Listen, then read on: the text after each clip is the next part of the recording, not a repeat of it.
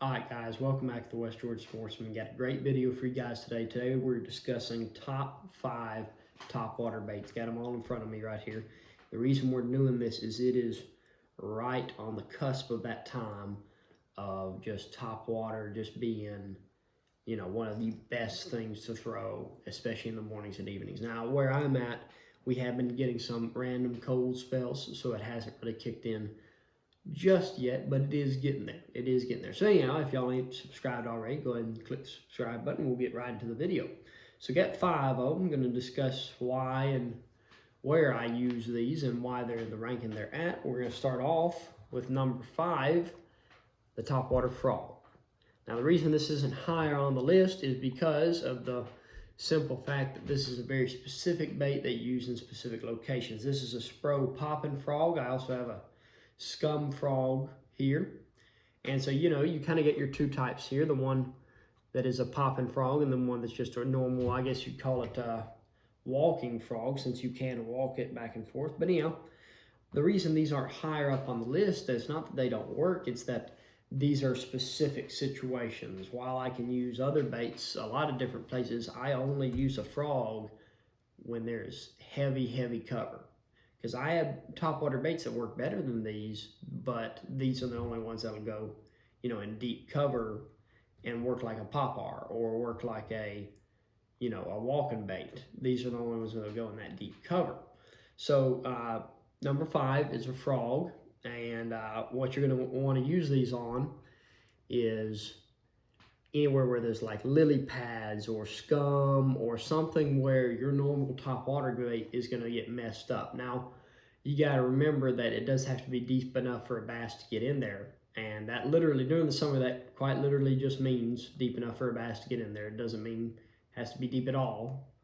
But you are going to want to use it on grass and stuff like that. Number 4 is pretty similar. That is the Strike King Rage Toad.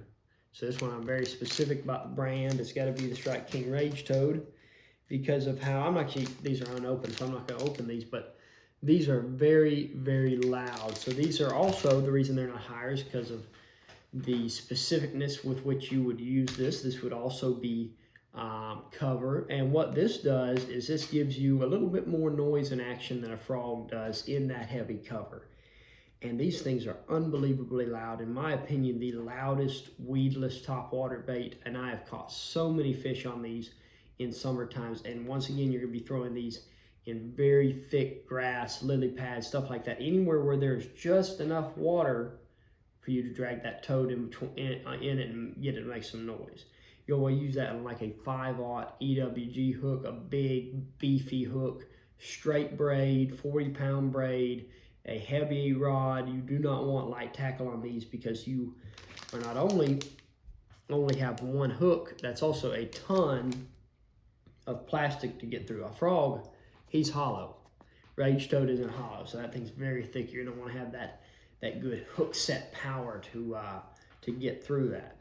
Moving on to number 3 is the Popar. This is an H2OX from Academy, and the Popar is not higher on the list simply because you want to, you're not going to cover water with the Popar. You're kind of targeting stuff with it. And so it's really great for stuff like that, for if you see a specific spot, you're like, okay, I really want to fish. I think there's a fish right there. You throw the Popar in, you work it. You can work it real slow. Just pop, let it sit, pop, let it sit. But it's definitely not a cover water bait. Now, one thing that you always, and I do mean always, want to have is buy you a Popar that has a feather or something on its trailer hook, because that really entices fish to bite it. They come up to it, they're looking at it, and they see that little feather dangling in the water. That'll really help them bite. You're going to want to use the Popar and pretty much the rest of our topwater baits on a much lighter, flimsier rod with fluoro or monofilament, preferably, because it's got treble hooks, number 1. Number 2 is with all topwater baits. With these, you just do want to have a stiffer rod and braid for it to get the hook in. But with all topwater baits, we see the visual of the fish hitting it. Wham! He hits it. and we want to set the hook. You don't want to do that. You want to wait till the fish has that in its mouth, all the way in its mouth before you set the hook. And so having something like a flimsy rod and monofilament, which stretches, helps that. That fish comes up and tries to suck it down. I'm not that great at it. I've done many times where I've jerked it out of its mouth. You don't want to do that. So that's number 3. Number 4 is the Whopper Plopper. I have the Mock Patroller 110 here. Y'all go check out the Georgia Bassmaster. He recently uploaded a video, I believe it's catching deep pre-spawn fish, where he talked about his code for mock baits at Tackle Warehouse. Go check that out. Use his code, save some money. But I have both the Mock Patrollers here. But really, I do like the Mock Patroller a lot. I've only been using it for a little while. I like the noise that it makes, but really, I'm just talking about generalized Whopper Ploppers. And the Whopper Plopper, it is a covering water bait. And so you can just pitch that thing, reel it in, pitch it, reel it in, just going up and down the bank. And it's making a very, very loud noise. The smaller ones are, of course, going to make you a little less of a noise. So those are good for when the fish want a subtler approach. But the great thing about a Whopper Plopper is you can work it as slow or as fast as you want, and you can even do, and I don't use this technique much, but I've heard of people doing it, is where you reel a little, get it make some noise, and then stop it, and reel it and get it make some noise, and then stop it, and do that over and over again. So that's another great top water bait. Once again, you've got treble hooks, and you do want to have that on a flimsy setup. But my number 1 all-time top water bait, my favorite, is going to be the buzz bait. I don't even know what brand this is. It's just an old one we've had in our, our tackle box for a while now. But in my opinion, the buzz bait catches the big bass as far as top water baits go. Now, I've caught big bass on all of these baits, but in my opinion, the number 1 big bass catcher when it comes to top water is the buzz bait. And I don't know, it's just something about the noise. When I first heard about the Whopper Plopper coming out, I thought 100% that's going to make the same noise as a buzzbait. It doesn't. It makes a very distinct, like the name says, a plopping noise. But your buzzbait, it literally is making a buzzing noise. It's a different noise that the bass like. So that's why, I throw a buzz bait sometimes when I'm not throwing, I'll throw a Whopper Plopper and a buzz bait in a lot of similar areas, but when I think they're on the buzz bait, I'm going buzz bait because I think that catches your bigger fish. Another great thing about the buzz bait is instead of 2 treble hooks, you have 2 single hooks, so you're less likely to get caught and stuff. And I do use a trailer hook. I use a trailer hook on all of my spinner baits and buzz baits. I think that really helps your hookup ratio there. I also put I forgot to on that one, but I will put a trailer on it too, like a curly tail worm or something on the back of there. But with that, even though you're dealing with 2 worm hooks, 2 not worm hooks, 2 just normal hooks, not treble hooks, I still want that on a flimsier rod just to give them that chance to suck that bait down and to get it in there, and also for, just for not jerking it out of their mouth immediately.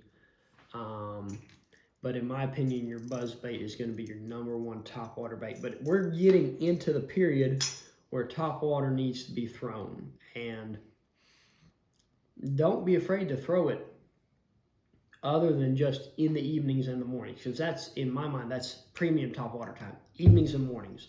But throw it anytime.